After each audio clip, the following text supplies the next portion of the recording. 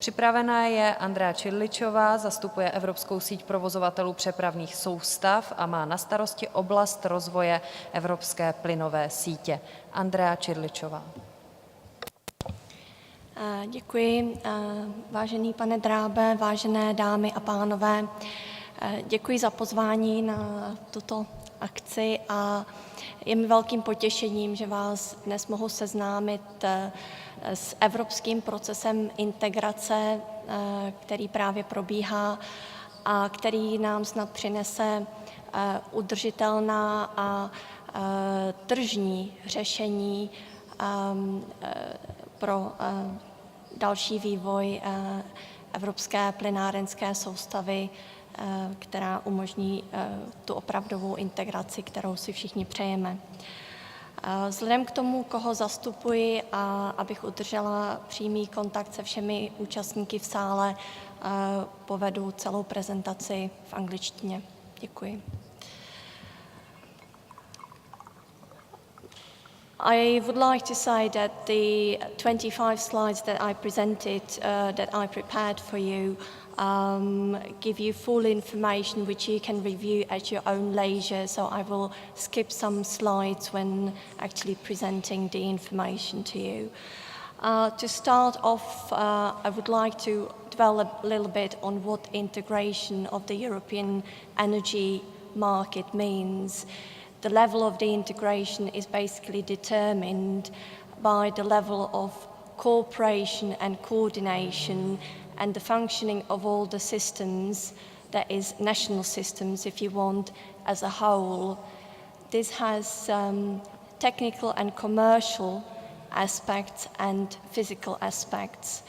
The commercial technical aspects concern the creation of harmonized access conditions across the systems, which are based on the key three principles of the market liberalization: non-discrimination, transparency, and objectivity. And the physical element here is the actual interconnection between the systems. You all know that the experience has shown that without the coordination and cooperation between all the parties, that is the infrastructure operators, the national regulatory authorities, member states and the European Commission, the process does not progress. And for that reason, we have had a range of European legislation developed within the past 20 years. I would like to remind the audience that actually the liberalization itself started off in August 2000 when the first gas directive, or I'm talking about gas now, obviously, the electricity, started a bit earlier, when the directive 1998-30 came into force. Now we are with the third energy package, which created a very interesting framework, and NSOC, the European Network of Transmission System Operators for gas, is part of this framework, and its activities are very much connected to one of the legislative instruments, the Regulation 715. All European transmission system operators have the obligation to be part of NSOC. Currently, we have 39 members, which are transmission system operators active in the European Union, plus 2 associated partners and 3 observers. And our mission, which comes from the European legislation, is to offer a platform for the European TSO cooperation, which, however, very much relies on the consultation with all the parties that have a stake in the gas market. Our objective is to enable easy grid access to facilitate cross-border flows, promote the integration of the European energy market, and be a fair partner to all stakeholders. how do we do that? How can we achieve it? We are obliged to produce something which is called network codes. I will tell you a bit more about this later. A 10-year network development plan, summer and winter supply outlooks, and also common network operation tools. So you can see that these products, if you want, somehow relate to the elements I mentioned at the beginning as key elements for the integration of the European energy market. As I'm speaking on behalf of ENTSOC, I put ENTSOC in the middle of the development. If it was a national regulatory authority or the representatives of the European Agency for Energy Regulators, the centre would probably be filled in by the label of their authority or organisation. But let's say ENTSOC does have a core role in all this development because it does the core job. It actually develops the rules, it drafts them, and then it consults with all the other stakeholders and kind of develops the product in cooperation with all the others. I believe that since our inception in December 2009, we have built quite a good cooperation with stakeholders. We have hopefully built lots of trust in the relationship, and we hope that this has positive effects on the process and on the speed of the development. I again reiterate that it's extremely important that the stakeholders cooperate, and they all have, each of them has got a role in the process, but only cooperation between them can deliver balanced solutions that can be sustained on a long-term basis.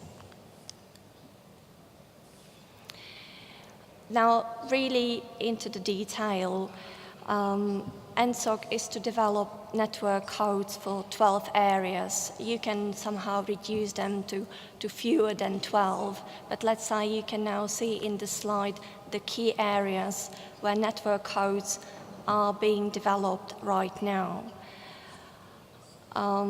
It's the area of capacity allocation and congestion management, balancing, interoperability, and tariffs. The development is at a different stage for each of the area, but let's say activities are ongoing in all of them. The most advanced area is the capacity related area where congestion management principles have actually been run through a direct comitology. That is that the Commission took, let's say, a fast-track process to develop these rules, and we can expect formal adoption of them in autumn this year. That should further facilitate, let's say, liquidity, capacity liquidity, which then facilitates also commodity liquidity on the spot markets.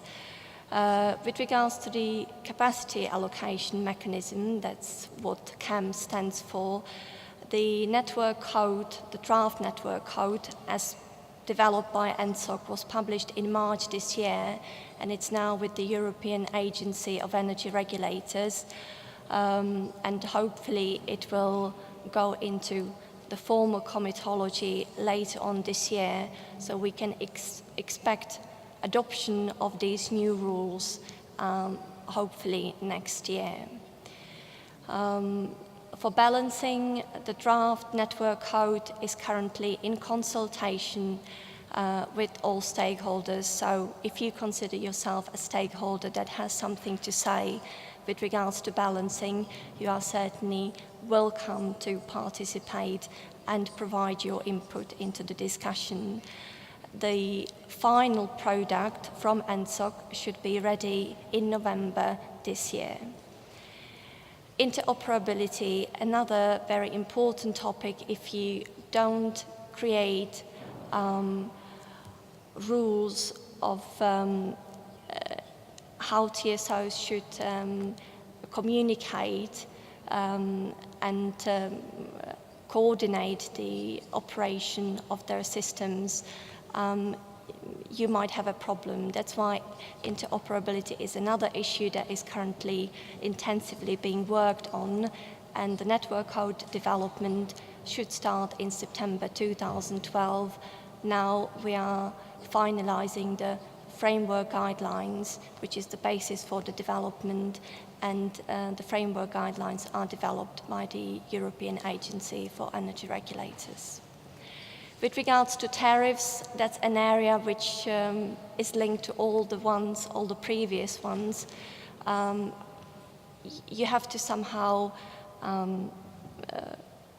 financially evaluate the services that the infrastructure operators provide for the market. This is done in very different terms in the different systems, and some kind of harmonization is probably desirable. The scoping of the tariff network code is still far from clear, but we know that next year the work should start off on this topic as well. By the way, there is an important point with regards to the network code development. NSOC only has got 12 months to develop such a big piece of work. We need that all the stakeholders actually kind of focus on the activity when it's ongoing, and it does not slow down the process later on when the product is on the table and stakeholders would like to change it through other channels, like the comitology process later on. Now, kind of my key topic for today is the development of the European gas infrastructure. We have heard from speakers already that the development is driven by different goals. You can actually label them as political goals. We have got the Council conclusions where the member states expressed their willingness and readiness and also wish to complete the internal energy market by 2014. Also, they pledged not to have any energy islands after 2015. These are very political objectives which then need to be translated into concrete actions. I've spoken about the network codes, but you also need to create sufficient physical connection in the system so you can make it all work. If you kind of put on top some other political objectives regarding security of supply, the obligation on the transmission systems to have bi-directional flows and at all cross-border interconnection points, that really implies lots of investment into the gas infrastructure in Europe.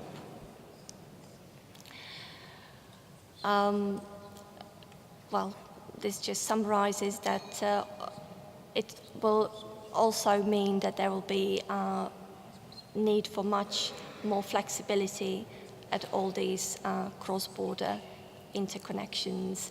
And we have, it's quite clear to all of you that if you want to make all these investments, you need quite some funds, and you also need the national regulatory authorities, since we are talking very much about regulated activities, you need the understanding of the national regulatory authorities of these issues, and these authorities need to be ready to provide incentives for the project promoters to actually develop these infrastructures.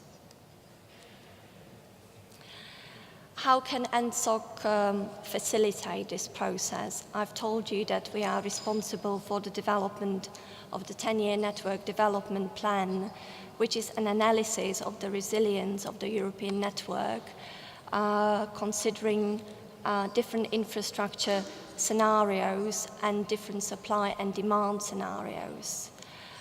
We prepare this report on biannual basis, again in consultation with the stakeholders, and we need to take into account the dynamics of the European energy market, because obviously we are talking about what will happen in 10 years' time, or possibly even in 20 years' time, because when you build an infrastructure, it's not there for 10 years, it's there for 40, 50 years, and you need to, as a project promoter, you need to actually consider the full life cycle of such infrastructure. We first produced the TYNDP back in December 2009, much before the third energy package entry into force. It was a pilot version, not ideal. We received lots of feedback on it, and we tried to listen to the stakeholders, and we published the first formal edition only 1 year after the pilot version in February 2011. Now we are actually working already on the 10-year network development covering the period 2013-2022, which is slated for publication in the first quarter next year. But I would like to dwell on the results of the first 10-year network development plan to actually inform you about what kind of information you can find in these plans and what it means for your understanding of the future development needs of the European infrastructure.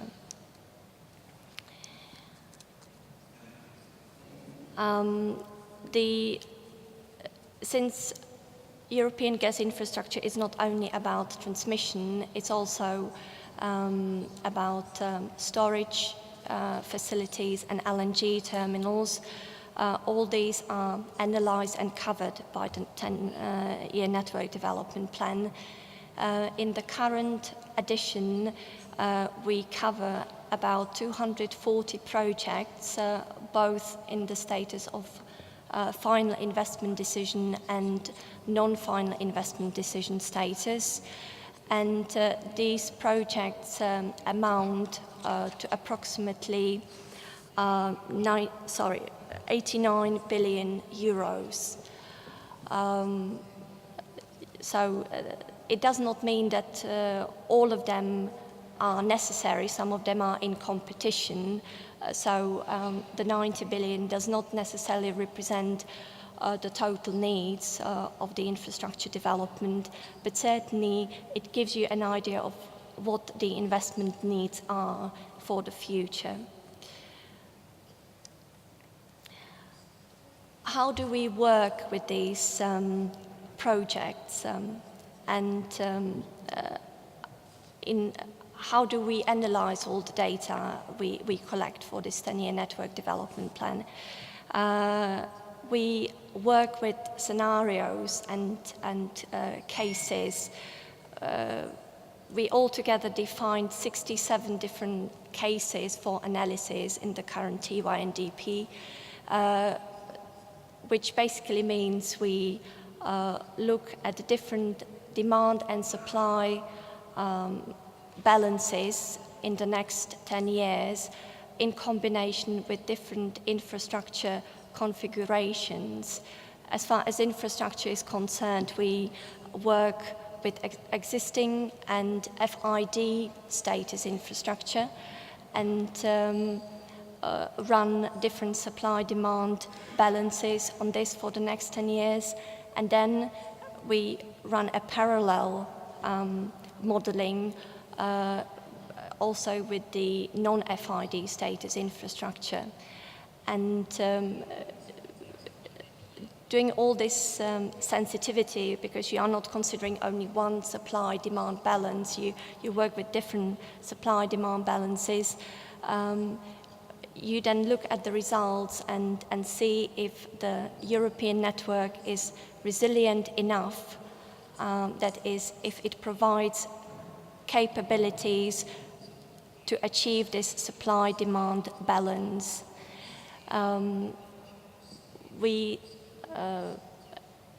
To give you a better idea of what kind of supply demand balances we are considering, we group them under security of supply and market integration labels, if you want. We analyze whether different supply patterns, that is, if one supply source is predominant compared to the current situation, or gains predominance in the future to the cost of the other supply sources, if the network, considering all the new developments, will be able to transport the gas from where this supply enters the European network to the centers of consumption. I can inform you that with the modeling that we have done so far under the TYNDP 2011-2020, and considering all the new projects, we think that the overall situation is quite positive, and it should provide the conditions that support the integration of the markets, even though in some regions we have still identified some bottlenecks. There has been lots of discussion on storage today, and I would like to comment on this in more detail then. What we found out is that if the demand will grow as expected in our scenarios, especially, let's say, the peak demand during winter, then the FID projects, the FID storage projects, will be sufficient to support the seasonal demand, but may not be able to provide the flexibility that they provide now when the demand is, let's say, at the current level. So if the demand grows, especially in peak conditions, we might indeed need more storage facilities. I do, however, if I say that, you always have to consider the scenarios that we have taken into account in the report, and also the regions, the different regions in Europe, because, as I say, the situation may vary from one region to another. That's why, and now I'm going to skip a few slides because it basically gives more details on all these issues. That's why it's important also to look at gas regional investment plans, which is another obligation for the transmission system operators under the third energy package. This is kind of an expression of regional cooperation between TSOs, and the first GRIPs, as we call them, have been published within the last 5 or 6 months. They bring you a regional perspective of the development needs, And not only that, they actually stimulate cooperation between TSOs, which is absolutely necessary to develop then the projects in reality. It's not only about talking what is needed, but about developing it in still different regulatory environments, which may sometimes be a challenge. These regional investment plans also, with their analysis, support regional security of supply, and they assess the role of the different regions in Europe for the overall European gas system. So obviously it's important to look at the European gas infrastructure from the European perspective, but we know it's obvious that we also need to consider regional specificities, and that's why the Commission has also identified several priority corridors for development, and not necessarily talking about the European system as a whole. I'll speak more about the new Commission's proposal in a minute. Just for your information, I wanted to demonstrate what are the regions defined for the gas regional investment plans. There are altogether 6 regions. Some of them overlap with the Commission's priority corridors. Czech Republic is part of GRIP North-South CEE, along with Poland, Slovakia, Hungary, Bulgaria, Romania, and Croatia being an observer. And actually the Czech transmission system operator has been the coordinator of this plan and has played a key role in its development.